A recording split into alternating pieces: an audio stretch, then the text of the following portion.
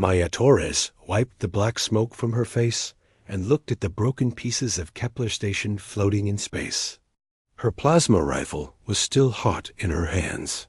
The 3-year war with the Zephyrian Empire was finally over. At 28 years, old Maya had more war medals than officers who were 50. Her smart battle plans had saved many human worlds from being destroyed.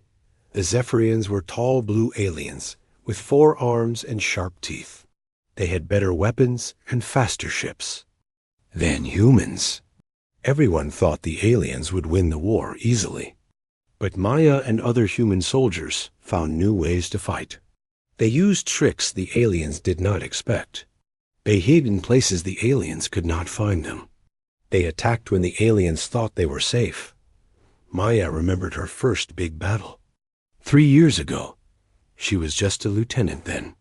Her captain was killed in the first 5 minutes. Maya had to take command of 200 soldiers. The aliens had surrounded them on the moon of Titan 7. Most officers would have surrendered. Maya did something different. She told her soldiers to break into small groups. Each group attacked the aliens from a different direction. The aliens got confused. They did not know where the real attack was coming from. While they were confused, Maya led half her soldiers through the alien camp. They destroyed the alien command ship. Without their leaders, the alien army fell apart. That battle made Maya famous. She got promoted to captain, then major, then lieutenant commander. Each time, she found new ways to beat enemies who had better weapons. Other human officers started copying her ideas. The aliens could not understand how humans kept winning. 6 months after the war ended, Maya was living on Earth again. She had a small apartment in New Denver. Every morning she looked out her window at the city. Normal people walked on the streets. Children played in parks. No one was shooting at them. No bombs were falling from the sky. It felt strange after 3 years of war. Maya tried to live a normal life. She went to cafes. She read books. She visited her sister Kate, who lived across town. But she felt empty inside. In the war, every day had a purpose. Every decision mattered. Now she did not know what to do with herself. One morning, Maya found a message on her computer. It came from the Galactic Council. Maya had heard of them, but never seen their messages before. The Council was made up of the oldest alien races in the galaxy. They made rules for trade and peace between different worlds. The message was written in perfect English. It said that Maya Torres was invited to teach at the Galactic Military Academy on Centauri Prime. She would be the first human teacher there. The message said the Academy trained the best soldiers from 47 different alien races. Maya would teach a class called Primitive Warfare Tactics. Maya read the message 3 times. She could not believe it. The Galactic Military Academy was famous across the galaxy. Only the smartest and strongest aliens got to study there. Now they wanted a human to teach their. Maya called her old commander, Captain Lisa Grant. Lisa was back on Earth too, working at military headquarters. When Maya told her about the message, Lisa was quiet for a long time. "Maya, I don't think this is good news," Lisa finally said. "The aliens don't respect us. They think we are dumb animals who got lucky in the war. This job is not a reward. It's a trap." "What do you mean?" Maya asked. "They want to study how we fight. They want to prove that our victories were just accidents. They will put you in front of alien students who hate humans. They will make you fail. Then they will say that humans are too stupid to teach real warfare." Maya thought about what Lisa said. It made sense. During the war, alien prisoners always acted surprised when humans beat them. They could not believe that primitive humans could outsmart advanced aliens. Maybe the Council wanted to prove that human success was just luck. But Maya also thought about something else. If she did well at the Academy, she could change how aliens saw humans. She could prove that humans were smart and strong. She could make aliens respect her people. "I'm going to do it," Maya told Lisa. "Are you crazy?"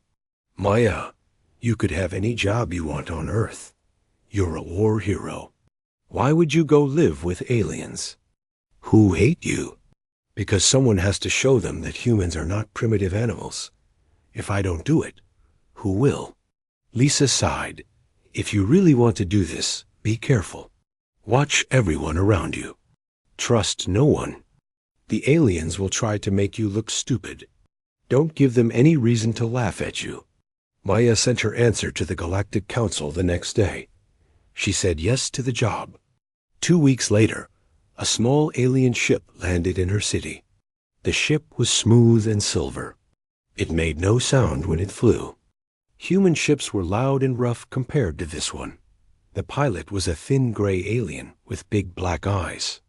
It did not speak to Maya. It just pointed to a seat inside the ship. Maya put her bags in a small room and sat down. The ship took off so smoothly that Maya barely felt it move. The trip to Centauri Prime took 4 days. Maya spent the time reading about the Academy and the aliens who studied there. The Academy was built by the Valdorian Council 500 years ago. The Valdorians were the oldest and smartest race in the galaxy. They thought they were better than everyone else. Maya learned about the other alien races too. The Altarians had tentacles instead of arms and could think very fast. The Kronen were big and strong like bears. The Thesians could change the color of their skin. Each race thought their way of fighting was the best. When the ship reached Centauri Prime, Maya saw the Academy for the first time. It was huge. The buildings were made of blue crystal that seemed to glow in the sunlight. Tall towers reached toward the sky. Gardens with strange alien plants filled the spaces between buildings. It was the most beautiful place Maya had ever seen. But as the ship landed, Maya felt nervous. She was about to become the only human in a school full of aliens who thought humans were stupid. She had to prove them wrong, not just for herself, but for all humans everywhere. Maya picked up her bags and walked toward the Academy doors. The war had made her a hero on Earth. Now she had to become something more. She had to become a teacher who could earn respect from aliens who did not want to give it. The real battle was about to begin. Maya walked through the Academy doors and immediately felt out of place.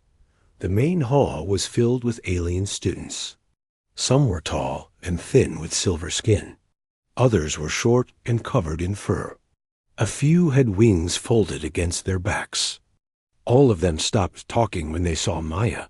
The whispers started right away. Maya heard words in different alien languages, but she could guess what they meant. The aliens were talking about the human, the primitive one, the one who did not belong here. A tall alien with purple skin approached Maya. He wore the uniform of an academy professor. His face had no expression that Maya could read.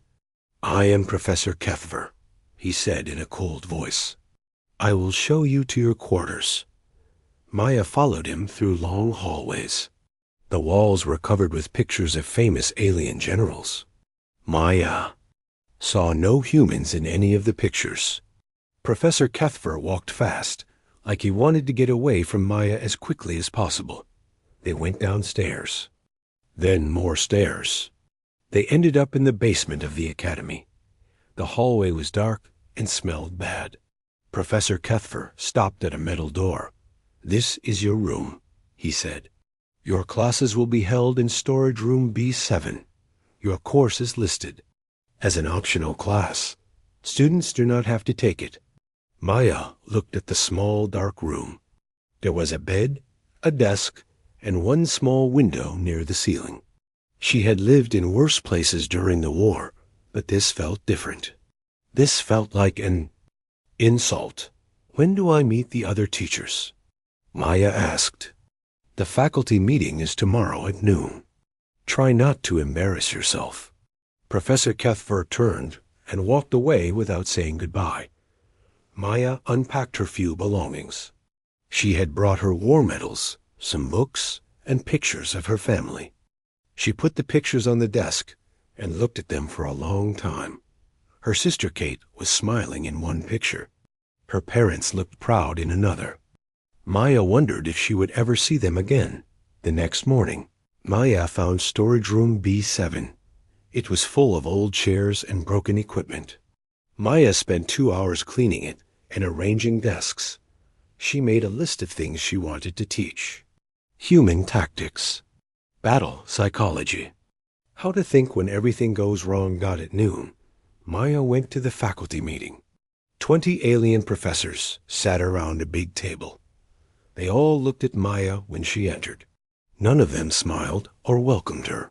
"This is our new instructor, Professor," Kethver announced. "She will be teaching primitive warfare to any students who choose to waste their time." An alien with 4 arms and red eyes laughed.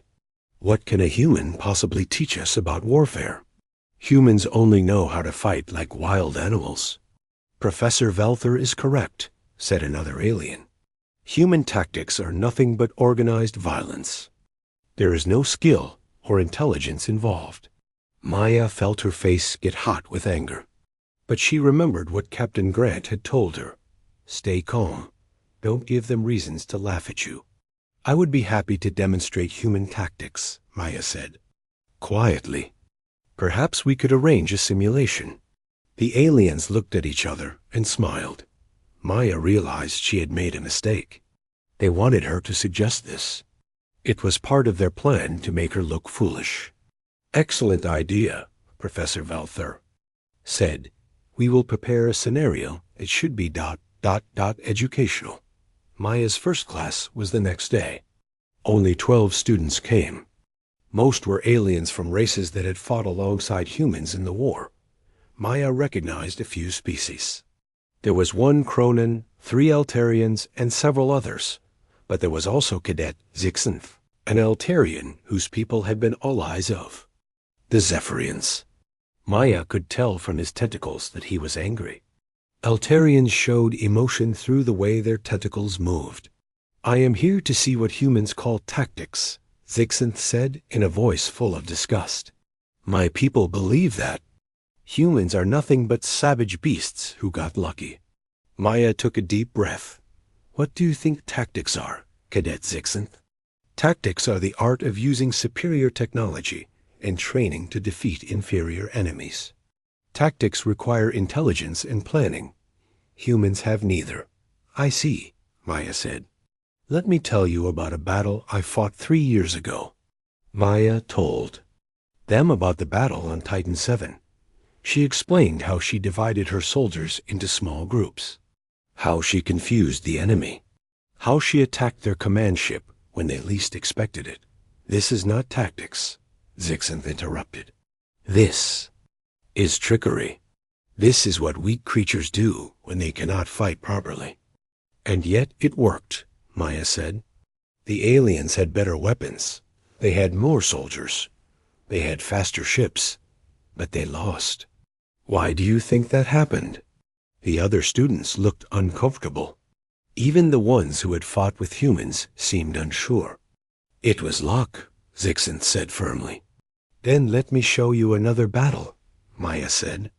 She told them about the siege of New Hamburg, about the battle for the asteroid belt, about the final assault on the Zephyrian homeworld.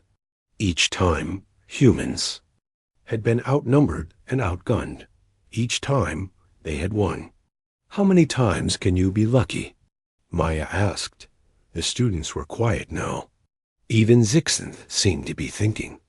"Your assignment for tomorrow is to study the Battle of Kepler Station," Maya said. "I want you to tell me how the humans won when they should have lost." After the students left, Maya sat alone in her classroom. She felt tired and sad. The aliens clearly hated her. They thought humans were stupid animals. How could she change their minds? That evening, Maya went to the Academy library. It was huge, with books and beta files from every race in the galaxy. Maya found the section on human warfare. There were only 3 books, all of them called Human Tactics, Primitive, and Ineffective. Maya was reading when she heard footsteps. She looked up and saw a young human man approaching. He was wearing the uniform of an academy cadet. "Excuse me, are you Commander Torres?" he asked. "Yes. Who are you?" "I'm Cadet Alex Murphy. I'm from Earth. I'm one of only 5 human students here." Maya smiled. It felt good to see another human face. "How are you doing here, Alex?" Alex looked around to make sure no one was listening. Then he sat down next to Maya. "It's hard. The alien students treat us like we're stupid. The professors give us harder tests than everyone else. They want us to fail." "Why did you come here then?" "Same reason you did, I think. Someone has to. Prove that humans belong here." "But Commander, I heard some of the professors talking. They're planning something. They want to get rid of you." "What kind of something?" "I don't know exactly. But Professor Velther was saying that humans lack the intelligence for advanced military instruction. He's preparing some kind of formal challenge to prove it." Maya nodded. She had expected this. The aliens wanted to humiliate her publicly. They wanted to prove that humans were too primitive to teach at their academy. "Alex, I need you to do something." "For me," Maya said. "Watch and listen. Find out what they're planning. But be careful. Don't let them know you're helping me." "Yes, ma'am." "Commander, can I ask you something?" "What? Do you really think we can change their minds? Do you think we can make them respect us?" Maya looked at the young cadet. He reminded her of herself. When she was younger, eager to prove himself, afraid of failing. "Alex, during the war, I learned something important. Respect is not something you can ask for. It's something you have to earn, and sometimes you have to fight for it." Alex nodded and left. Maya sat alone in the library, surrounded by books. That said humans were primitive and stupid. Tomorrow she would teach her class again. The aliens would challenge her methods. They would try to make her look foolish. But Maya had survived 3 years of war. She had beaten enemies who were stronger and smarter than her. She could handle a few arrogant professors. The real fight was just beginning. Maya had been teaching for 2 weeks when Alex Murphy brought her the bad news. He found her in the library late one evening, preparing lessons for the next day. "Commander, I found out what they're planning," Alex whispered, looking around to make sure they were alone. "Tell me," Maya said, closing her book. "It's called the Crucible Examination. No teacher has ever been forced to take it before. It's supposed to be the ultimate test of military skill. Professor Velther convinced the Academy Council to make you do it." Maya felt her stomach drop. "What happens in this test?" "You have to plan and fight a war simulation. You get 72 hours to prepare. Then you have to defend the Academy itself against a fake invasion.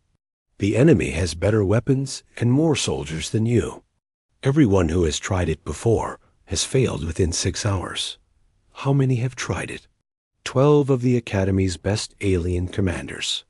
All of them failed. The test is designed to be impossible to pass." Maya leaned back in her chair. She understood now. The aliens had created the perfect trap. When she failed the test, they would say that humans were too stupid to teach warfare. They would send her back to Earth in disgrace.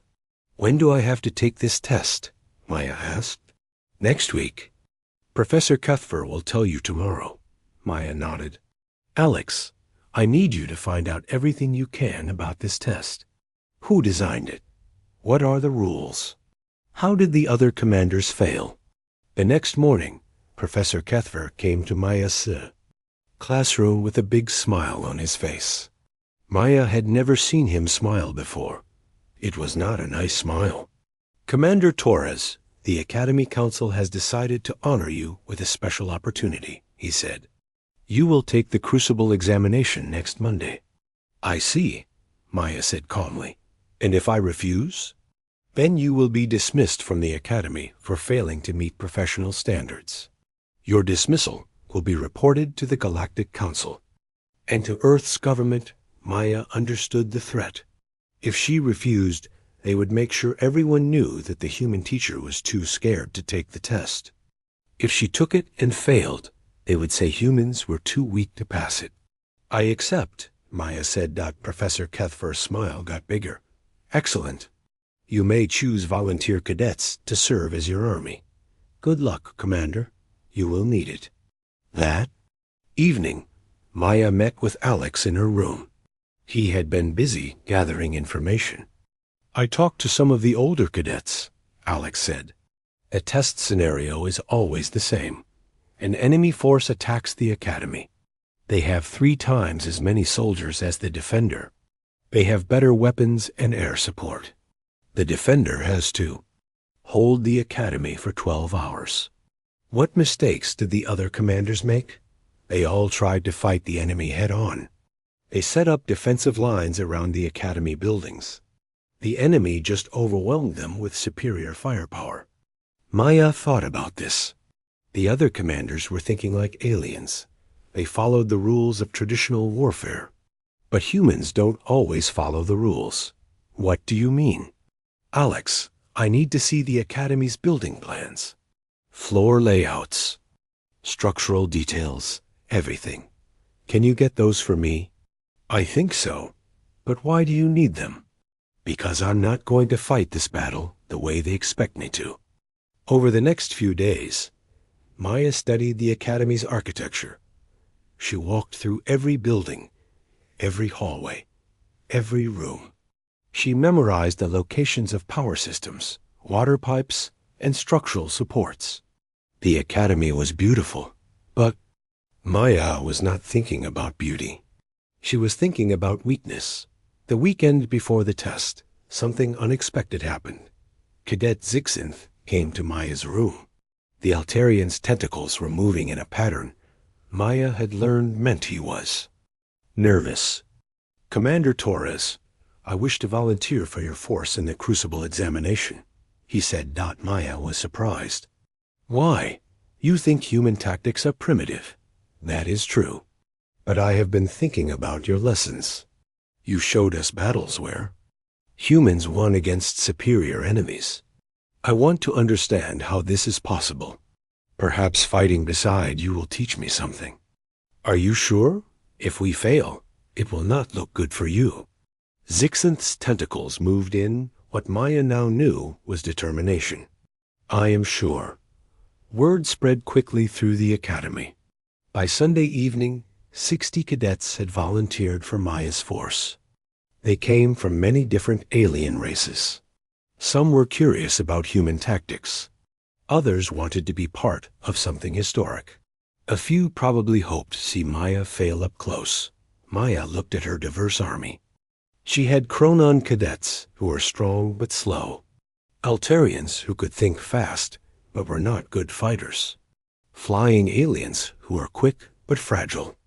Veshins who could blend into their surroundings. Each race had different strengths and weaknesses. Listen carefully, Maya told them. We are going to do something that has never been tried before. We are not going to fight this battle the way the Academy expects. We are going to fight it the human way. What is the human way? Asked a young Chronon cadet. The human way is to survive by any means necessary. We will not try to preserve the Academy buildings. We will use them as weapons. The alien cadets looked confused. Maya spent the evening explaining her plan. Some of the cadets looked worried. Others seemed excited. Zixinth's tentacles moved in patterns Maya could not read. Monday morning came too quickly. Maya stood in the Academy's command center, surrounded by alien professors and Academy officials. Through the windows, she could see her volunteer army. Taking positions around the Academy grounds, Professor Valther activated the simulation.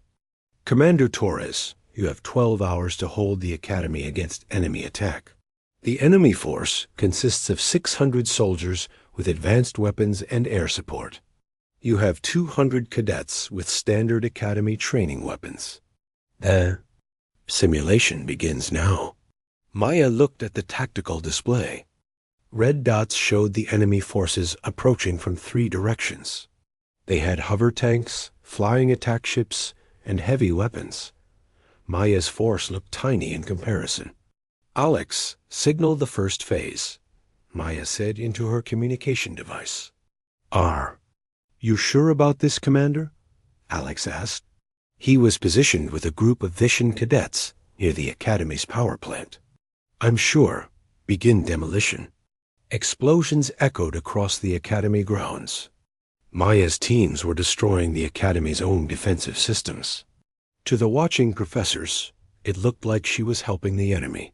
What are you doing? Professor Kethfer demanded. You're destroying Academy property. I'm fighting to win. Maya replied calmly. The enemy forces reached the Academy perimeter. They expected to face defensive lines and prepared positions. Instead, they found empty buildings and dark hallways. Maya had evacuated her forces to hidden positions throughout. The Academy complex. Phase 2, Maya ordered. More explosions shook the buildings. Maya's teams were collapsing corridors and stairways, turning the beautiful Academy into a maze of rubble and twisted metal. The enemy forces found themselves trapped in narrow passages with no clear path forward. This is madness. Professor. Velther shouted. You're destroying everything. No, Maya said, watching her tactical display. I'm turning the Academy into a fortress. The enemy commander tried to adapt.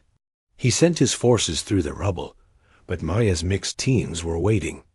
Chronon cadets used their strength to move debris and create new barriers. Altarians used their quick thinking to coordinate complex ambushes. Flying aliens attacked from above and disappeared into the damaged buildings as the hours passed.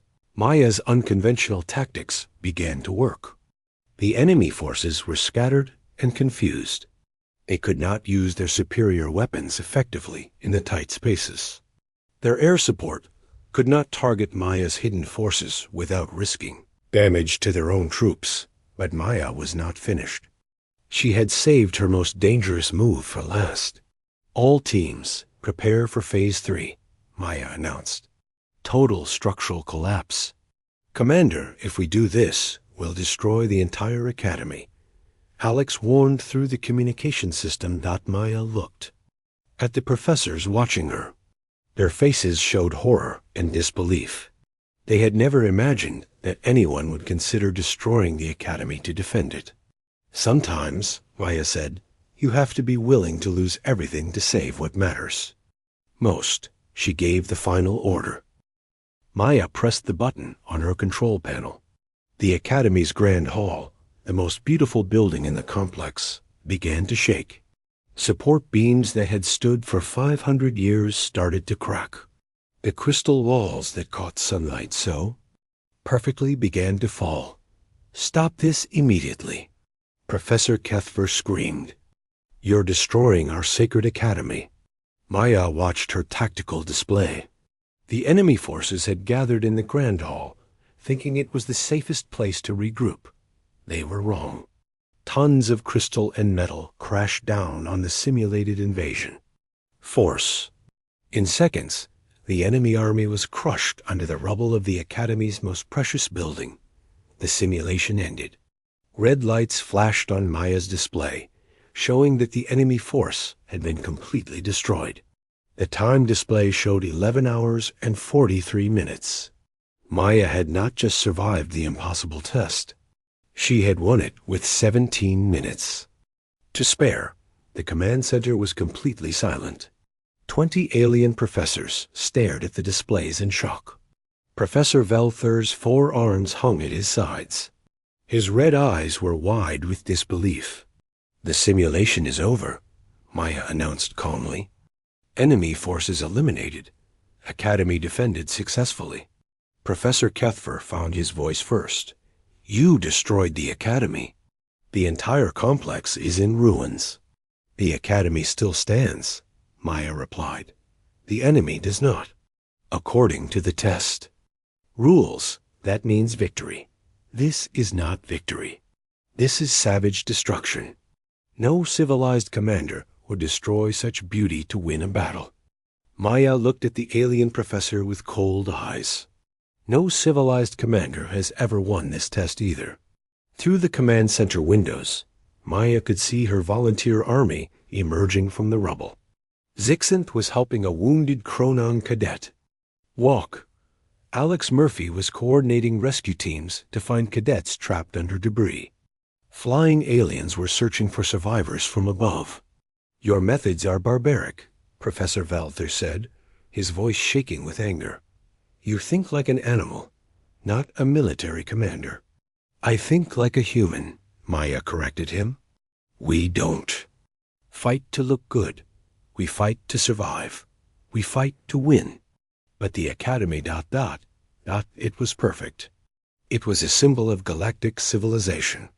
Maya gestured toward the window where her mixed alien army was working together to help their wounded comrades.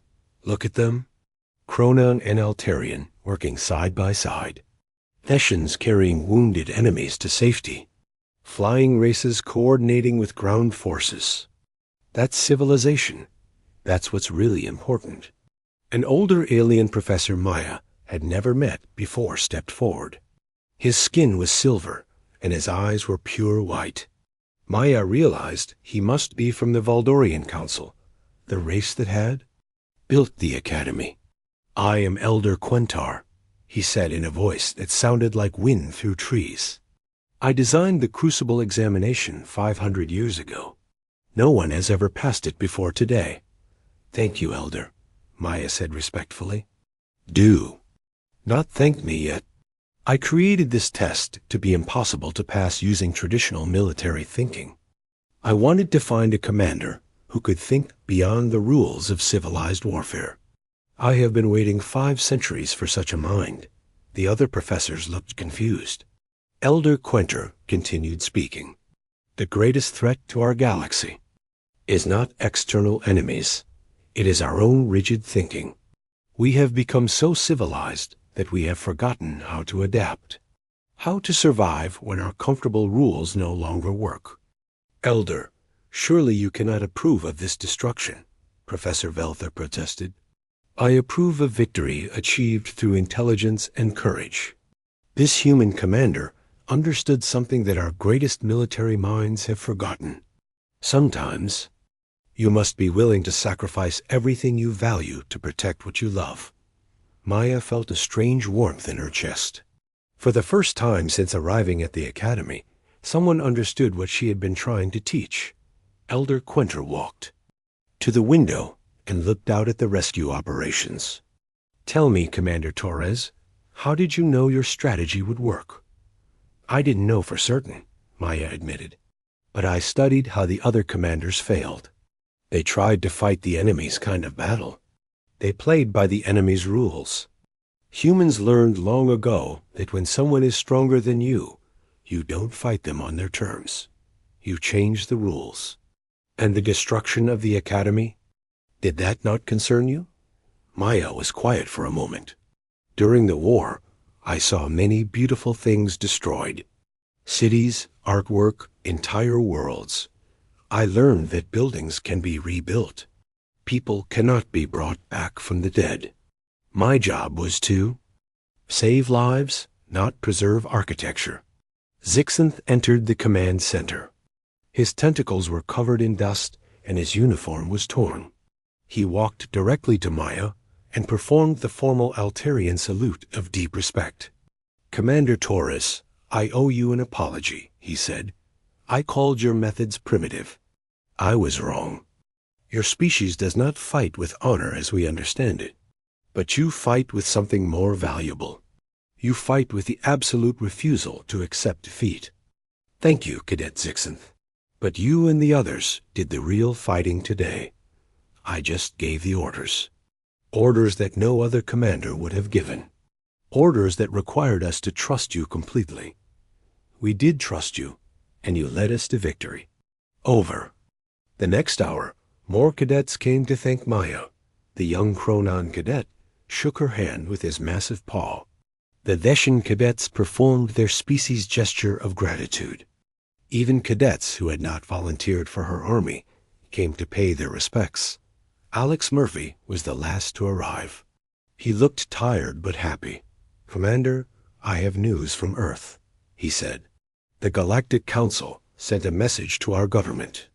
They're inviting humanity to join as a full member species. They want you to be Earth's first military attach." Maya felt tears in her eyes. She had done it. She had proven that humans deserved respect among the stars. "There's more," Alex continued. "The Academy Council has voted to make your course mandatory for all students.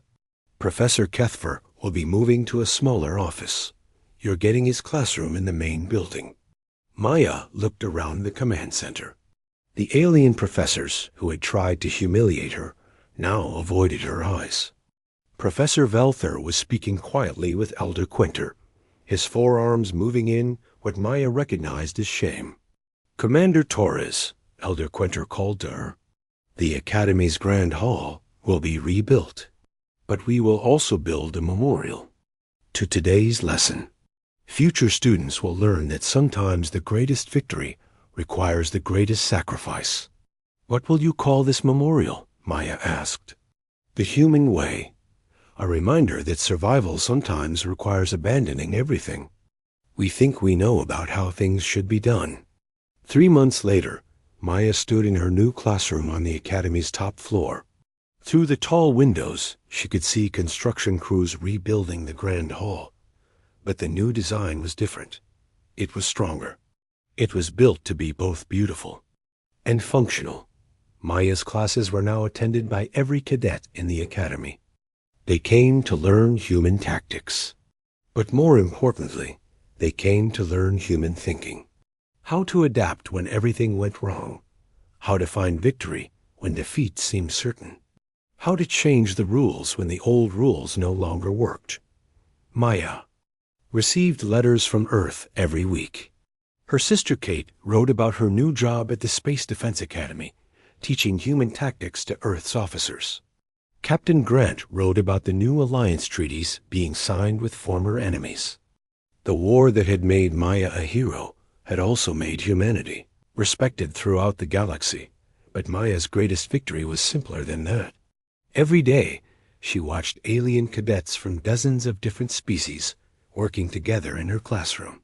Cronin and Altarian, Theshan and Valdorian. Species that had been enemies for centuries were learning to fight side by side. The Academy had tried to make Maya a target. Instead, she had become something more important. She had become a teacher who showed the galaxy that strength came not from following old rules, but from having the courage to write new ones. Maya Torres had gone from being a human trying to prove herself worthy of respect to being a leader who had earned that respect through actions, not words. The war had made her a hero to humans. The Academy had made her a hero to the Galaxy Dot. As she prepared for another day of classes, Maya smiled. Tomorrow she would teach a new lesson about human tactics. But today she was content to watch her students learn the most important lesson of all, that differences in species, culture, and thinking were not weaknesses to overcome, but strengths to celebrate. The primitive human had become the teacher the galaxy needed.